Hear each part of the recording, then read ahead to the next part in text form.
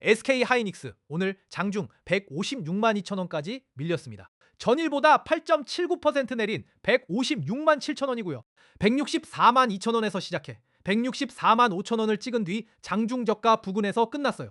근데 떨어졌다는 사실보다 어떻게 떨어졌는지가 더 중요합니다. 시가 아래로 긴 음의 몸통이 만들어졌고 매도 압력이 장 막판까지 이어진 캔들이에요. 반갑습니다. SK하이닉스 주주분들 신민석 프로입니다. 오늘 지수가 양전과 음전을 오가는 수준을 넘어 코스피 쪽으로 낙폭을 키웠어요. 여기서 보셔야 되는 건 지수 숫자보다 자금이 어느 시장에서 빠져 어느 쪽으로 옮겨가는지예요. 코스피는 6257.45로 5.12% 하락했습니다. 그런데 상승 종목은 455개, 하락 종목은 419개였어요. 지수는 크게 빠졌는데 오른 종목과 내린 종목 수는 거의 비슷했다는 뜻입니다. 시가총액 비중이 큰 종목들이 지수를 강하게 끌어내렸고 시장 안에서는 일부 업종으로 자금이 옮겨 다닌 겁니다. 코스닥은 전혀 다른 흐름이었어요. 797.6으로 2.44% 올랐고 상승 종목이 1170개로 하락 468개보다 훨씬 많았어요. 코스피 대형주에서 빠져나온 자금 일부가 중소형 성장주로 이동한 순환매가 확인됩니다. 증시가 흔들리는 노이즈 속에서 놓치기 쉽지만 하락 속에서도 순환매는 조용히 나오고 있어요. 두 지수를 함께 빠졌다고 설명하면 오늘 장의 핵심을 놓치게 됩니다. 제가 늘 강조드리는 게 수급이거든요. 누가 팔고 누가 받았는지부터 보셔야 됩니다. 코스피에서는 개인이 4조 6,527억 원을 순매수했어요. 외국인은 2조 8,427억 원, 기관은 1조 9,475억 원을 순매도했고요. 지수 급락 구간에서 개인이 두 주체의 매물을 대부분 받은 구조입니다. 당일 한 번의 수급이라 메이저 플레이어의 새 진입으로 단정할 수는 없어요. 지수 낙폭이 컸던 이유도 대형주 비중이 높은 외국인과 기관의 매도가 한쪽으로 겹쳤기 때문입니다. 상승 종목 수만 보면 시장 전체가 무너진 장은 아니지만 지수 영향력이 큰 종목에는 매도 충격이 집중됐어요. SK하이닉스 수급도 같은 방향이었습니다. 개인이 217만 4,506주를 순매수했고 외국인은 177만 4,444주, 기관은 45만 50주를 순매도했어요. 던진 사람이 있었다면 반대편에서 받은 주체도 있어요. 근데 거래량이 늘었다는 이유만으로 매집이라고 단정하면 안 됩니다. 오늘은 개인이 큰 물량을 받았고 외국인과 기관은 가격을 낮추면서 비중을 줄였기 때문에 수급의 질은 아직 방어적으로 봐야 해요. 그래서 오늘 급하게 영상을 만들었어요. 끝까지 놓치지 마시고 꼭 봐주세요. 전날 대본에서는 외국인과 기관의 매수 연속성과 단기 가격 회복을 중요하게 봤습니다. 7월 31일 화면에서 개인은 412만 2,568주를 팔았고 외국인은 366만 6,286주, 기관은 50만 4,452주를 사들였어요. 오늘은 세 주체의 방향이 모두 반대로 바뀌었어요. 전날 판단 가운데 급락 뒤 저점을 확인해야 한다는 기준은 유지하되 큰 주체의 매수가 이어질 거라는 판단은 오늘 수급에 맞춰 수정해야 해요. 가격만 내려온 게 아니라 주도, 수급까지 뒤집혔다는 점이 이번 화면에서 가장 중요한 변화입니다. 들어가기 전에 구독하고 좋아요 하나만 눌러주세요. SK하이닉스 주가가 다시 훨훨 날아오르길 바라는 의미로 댓글로 날개라고 한마디씩 남겨주세요. 오늘처럼 변동성이 큰 날에는 막연한 기대보다 가격 구조와 수급의 순서를 맞춰보는 게 먼저입니다. 자, 일봉 차트부터 같이 보시면요. 6월 25일 298만 7천 원 고점을 만든 뒤 고점과 저점이 함께 낮아지는 하락 추세가 이어졌어요. 오늘 캔들은 시가를 회복하지 못한 장대 음봉이고 아랫꼬리도 짧아요. 저가 매수세가 들어오기는 했지만 종가를 몸통 위쪽으로 밀어올리지 못했다는 뜻입니다. 현재 화면만 놓고 보면 투매 뒤 반전형보다는 매도 우위가 유지된 하락 지속형에 가까워요. 이동평균선 배열도 같은 말을 합니다. 주가가 단기선과 중기선 아래에 있고 짧은 이동평균선이 긴 이동평균선 아래로 내려가는 역배열이 이어지고 있어요. 주가가 이동평균선을 모두 이탈한 겁니다. 반등이 나오더라도 위에 놓인 단기 이동 평균선부터 저항으로 작용할 가능성이 커요. 그래서 첫 반등 한 번을 추세 전환으로 부르기보다 저항을 거래량과 함께 돌파하는지 확인해야 해요. 오늘 앞서 읽은 시가와 고가 구간은 첫 번째 단기 저항대입니다.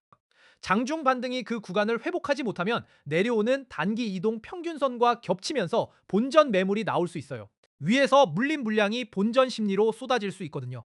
반대로 이 구간을 종가 기준으로 회복하고 다음 거래일까지 지켜준다면 오늘 음봉 몸통을 되돌리는 기술적 반등으로 해석할 근거가 생겨요. 아래쪽에서는 오늘 저점이 가장 가까운 지지 기준입니다. 현재 까가저가 부근에서 끝났기 때문에 아직 지지가 확인된 건 아니에요. 다음 거래일의 저점을 다시 시험한 뒤 거래량이 줄고 캔들 아랫꼬리가 길어져야 매도 물량이 약해졌다고 볼 수 있어요. 저점을 바로 이탈하면서 거래량이 다시 커진다면 하락 추세가 연장되는 신호라서 판단을 수정해야 해요. 차트 아래의 큰 매물대는 80만 7천 원에서 101만 8,200원 사이에 놓여 있습니다. 현재 가격과 거리가 있어서 당장 목표 구간처럼 볼 자리는 아니지만 중장기 보유 물량이 두껍게 쌓인 구간이라는 의미는 있어요. 오늘 긴 캔들 하나만 보고 SK 하이닉스의 메모리 반도체와 고대역폭 메모리 사업 가치가 하루 만에 그만큼 사라졌다고 볼 수도 없잖아요. 기업 가치와 단기 수급 충격은 분리해서 봐야 해요. 오늘 거래량은 542만 9,182주로 늘었습니다. 공매도량은 18만 8,978주였고 매매 비중은 3.48%입니다. 전체 거래량과 비교하면 공매도만으로 하락을 전부 설명할 수는 없어요. 외국인과 기관의 현물 매도, 시가 이탈, 저가 부근 마감이 동시에 나온 결과로 보는 게 더 정확합니다. 거래량이 터진 다음 날 가격이 저점을 지키면서 거래량이 줄어야 매도 물량이 다 나왔다는 해석에 힘이 붙어요.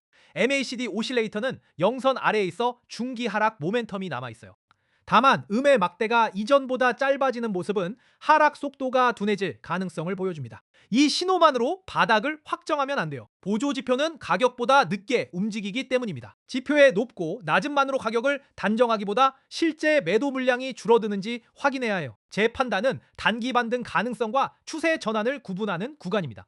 급락, 다음 날 기술적 반등은 나올 수 있지만 외국인과 기관이 다시 매수로 바뀌지 않으면 반등의 지속성은 약해질 수 있어요. 반대로 저점을 지키고 시가 구간을 회복하면서 두 주체의 매도가 줄어든다면 오늘 하락은 추세 연장보다 과도한 수급 충격으로 다시 평가할 수 있어요. 다음 거래일에는 세 가지만 보시면 돼요. 첫째, 오늘 저점을 종가 기준으로 지키는지 확인합니다. 둘째, 오늘 시가와 고가가 겹친 저항대를 거래량과 함께 회복하는지 봅니다. 셋째, 외국인과 기관의 매도 규모가 줄거나 한 주체라도 매수로 전환하는지 확인하세요. 세 조건 가운데 두 가지 이상이 맞아야 반등의 신뢰도가 높아져요. 여기까지 SK 하이닉스 오늘 흐름을 하나씩 분석해 드렸습니다. 도움이 되셨다면 구독하고 좋아요 한 번씩만 눌러주세요. 영상에서는 이 종목이 왜 움직였는지와 앞으로 확인할 핵심 기준을 담지만 장중에 달라지는 가격 구간까지 전부 설명하기에는 시간이 부족합니다. 제 영상을 매번 실시간으로 보시긴 어렵잖아요. 장중에 흐름이 바뀌면 그때는 이미 늦어요. 그래서 제 개인 번호를 잠깐 동안만 열어두겠습니다. 010-5445-2634로 날개라고 문자 한 통 보내주시고 종목명과 평단가도 함께 적어주세요. 보유 구간에 맞춰 어느 가격대를 먼저 확인해야 하는지 정리하기 위한 정보입니다. 장이 열리기 전에 관심 종목과 확인할 가격 구간, 그 종목을 보는 이유까지 함께 보내드립니다. 비용은 전혀 없어요. 전부 무료입니다. 저는 장중 내내 화면을 확인하고 있으니 혼자 여러 수치를 놓치는 것보다 필요한 분들과 기준을 함께 확인하면 됩니다. SK 하이닉스 말고도 영상으로 다뤘으면 하는 종목이 있으면 댓글로 남겨주세요. 댓글을 확인해서 순서대로 분석해 드리겠습니다. 마지막으로 SK 하이닉스는 장대 음봉의 저점, 방어, 시가 저항 회복, 외국인과 기관의 매도 감소가 핵심입니다. 저점만 잠깐 지켰다고 바닥으로 단정하지 않고 가격과 거래량과 수급 가운데 두 가지 이상이 함께 바뀌는지 보시면 돼요.